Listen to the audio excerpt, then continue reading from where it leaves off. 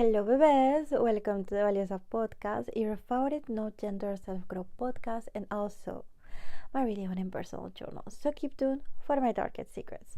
Okay, baby, this is the first episode of the podcast, and I'm really excited to be here. On the first episode, we're gonna be talking about one thing, which is why do you never feel enough? And this is why I am bringing you the manual to feel enough. And you see, bebe, I was thinking about the best theme to start a podcast, and it just clicked into my head. The podcast is called Valiosa Podcast, and Valiosa in Spanish means somebody that has value. So that is what we're gonna be talking about value today. In fact, back in college, I used to have this philosophy teacher, and she was brilliant. And I remember that she will always use etymology to define a word. And etymology is the history of a word, which is like how this word was developed. And for that, we're going back to the language of the dead, o sea, de los muertos, which is the Latin. So the word value comes from the word valere, which means precious, and also the word osos, which means abundance. Starting from that point, we need to understand that today in our society, we value things and people or stuff that is in abundance and also that is precious, so that is highly valued, that is highly esteemed. In fact, we kind of praise that kind of behaviors and that kind of things because we believe that they are good. Because at the end of the day, what happens is that we attach our capacity to produce things, behaviors, whatever, we attach that to value. And that is why you never feel enough. The other day, I was speaking with a friend, and she was telling me about this story that she was doing a musical back in high school, like a few years ago.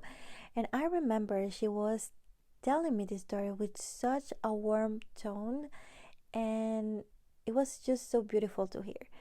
And at some point, she just stopped, and everything changed. She said a sentence. She said, "My parents wouldn't even come." The thing is that at the end of the musical, the parents will give their children flowers. And then she said that.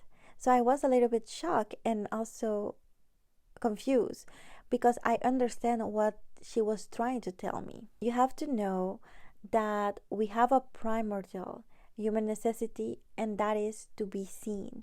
And the thing with these parents that show up to their musical presentation of their children, they say to their children, "Look, I am here. You're valuable to me. You are accepted by me, and you are loved by me." And that is the contrary for somebody or a children that their parents didn't show up to that presentation. They didn't feel accepted.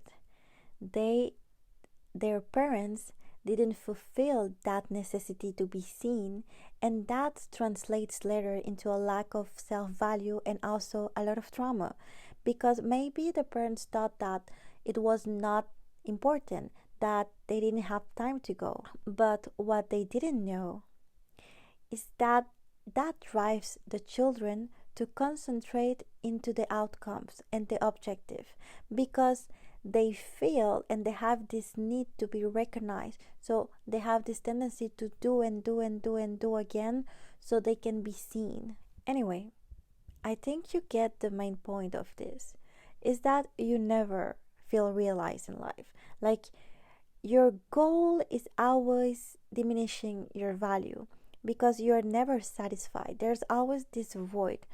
And that is the way to develop the one and only perfectionist trait. Because yes, if you are a perfectionist, I think that you can, place yourself in the following situations or categories. The first one is that you want to give more effort so you can achieve a bigger goal, but at the end of the day, you just feel like a bigger failure. The second situation will be like you lower your effort and you make less effort, and at the end of the day you feel like you don't reach your true potential. And the last one will be that you set unachievable goals, and at the end, you just feel deception. There's never a winning situation here. Like, you are not allowed to win. In fact, you say things like, this was easy, or I could have done it better, or I could have done it faster, or I'm not qualified enough to do this or that or whatever. I remember when I graduated university, I did graduated very young, like younger than the people graduate and have their bachelor. And I remember that after that, I didn't feel anything. Like, I didn't feel like it was a big achievement, because it was. In fact, I had to study like for 4 years, like really intensely, because I had college and university to do at the same times, and I had multiple summer sessions. But anyway, I didn't feel realized and proud of myself at that moment. After that, I got a job, which was a nice paying job for a graduate person in my field. I didn't feel anything. And last one, I bought a 0 kilometer car of the year. I didn't feel proud of myself. So yes, baby, if you're feeling like me, baby, you might suffer from imposter syndrome. And basically, this means that you don't believe that you deserve the positive outcome of your effort.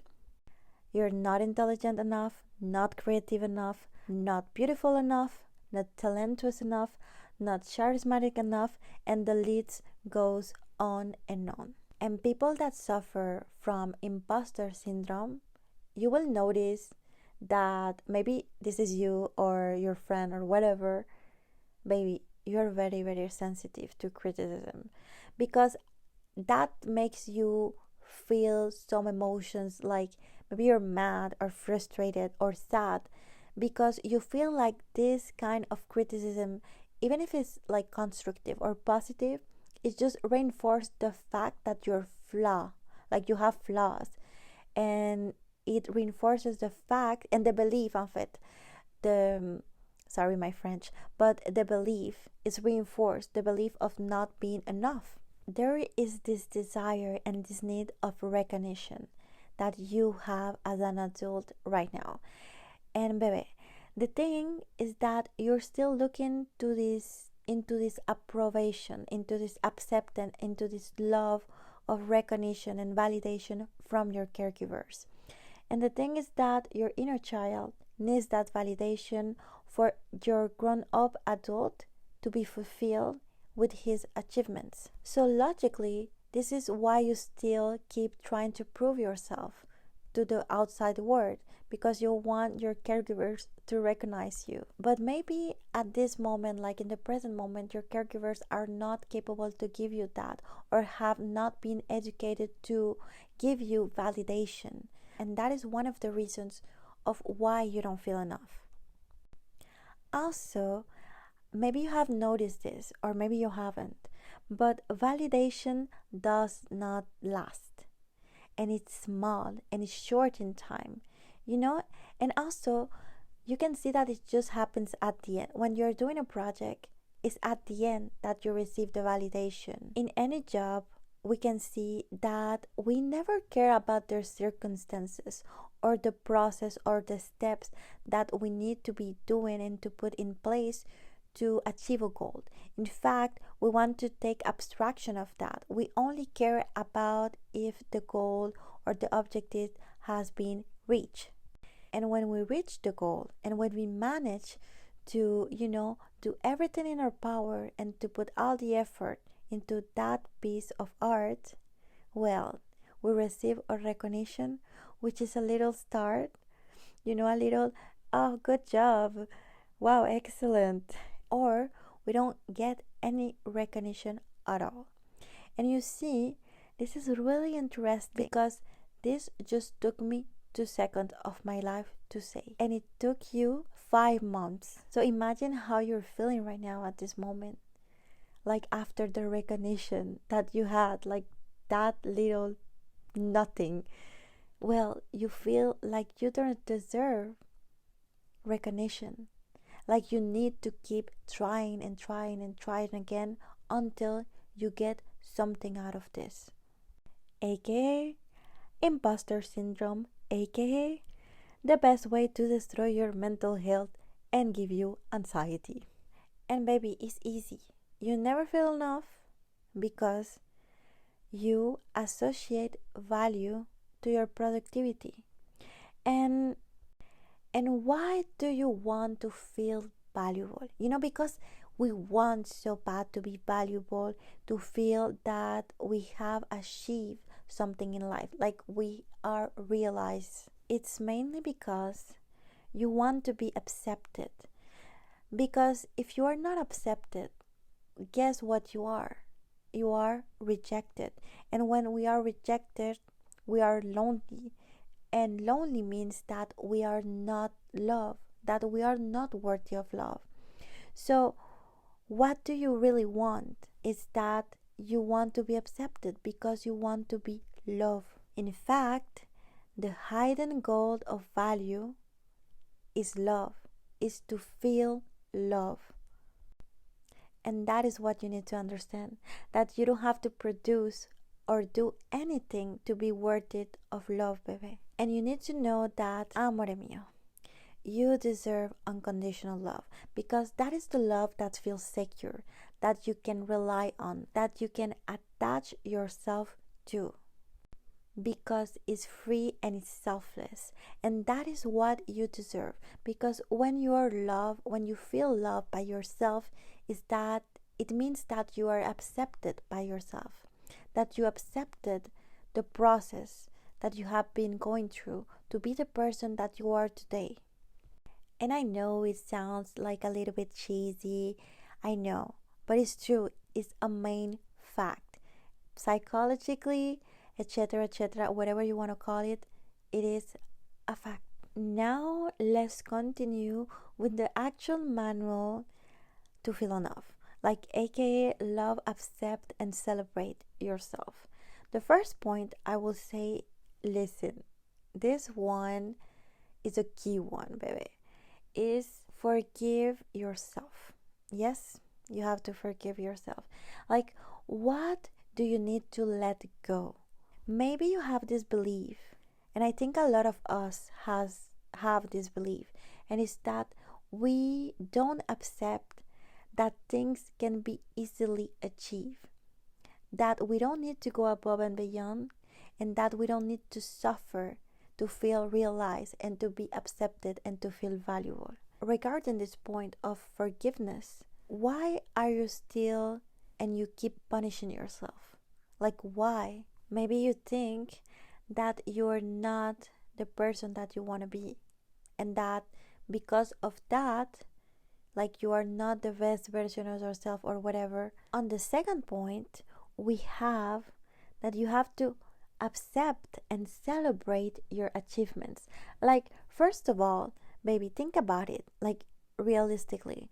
Okay, I did the X project, it was great. The point 1 to 3 were the best steps and the best decision I have made, and I will do it again. Like, wow, I am proud of the work that I have done. And also, remember to celebrate it. Like, okay, I did this. I deserve to go and buy me a chocolate cake. I deserve to go out with some friends, or I deserve to go to the movies and do this, just for me, because I am proud of myself and I am going to celebrate me. Because you have to think about the whole psychological part of this, is that your parents or your caregivers didn't recognize you when you needed to. Like, let's take back the example of the musical. The parents that didn't give flowers to their children didn't recognize them. Or on the same point, which is the acceptance, baby, love yourself now. Like, what are your human qualities? Like, think about that. Are you fun, intelligent, creative, positive, kind? This is a time where you think about your essence, like about the thing that you really like about yourself. Punto tres, point number 3, is to be grateful. Recognize your feelings. Like, recognize what does this project or this situation, like how this makes you feel. Am I happy? Am I joyful? And I'm excited? Those kind of emotions. Like, we want to think about the positive emotions we had. Remember your strengths. Like, those are the things that nobody can do better than you do. Like, you have something on this. Like, you have a talent to do this. And that is natural to you. Like, it's easy to you to do. Recognize that. And be grateful for your experience. Yes, baby, the good memories, the knowledge you acquire from this experience, and every experience that you had on this project or on this situation. Finally, I wanted to give you a little plus point, which is something that I learned with my psychotherapist, and I didn't thought about it. And when she said it, I was just wow, like, wow. I don't have any other words for that one. But it was to graduate your efforts and to have some KPIs. KPIs is a key performance indicator, and what we're looking here is to have a scale. Like, example, for the podcast, my scale can be 1 to 10, and I can see, okay, one of the KPIs is to have a good audio quality, and then I can rate it. And this is gonna help you to see your real work, your real effort, and your process. And remember that you don't have to always have a 10 on everything. The thing is to add up on the KPIs. Okay, KPI 1, I had a 5, KPI 2, I had an 8. And remember that this tip is just to help you to see your effort, your process. Like, okay, I can be proud of my audio, or I can be proud because I did a speech in front of the whole entreprise. Those are the things that you're gonna be looking for. And remember, baby, have the reflex to recognize that you deserve to be and to feel love, and give that to yourself. Okay, being valioso, being valiosa is the capacity to accept today in order to love yourself. Anyway, baby, we are finally at the end of the episode. I hope you love it as much as I did. Like, I am really proud of this episode. Like, I can't believe I'm doing this actually. Bebe, remember that you can follow the Valiosa podcast on Instagram, and me, it's humblehost at AlexToar2. If you are listening to this into a podcast platform, you can totally leave it a review. And I'll see you on the next episode, bebe. Have a beautiful one. Bye.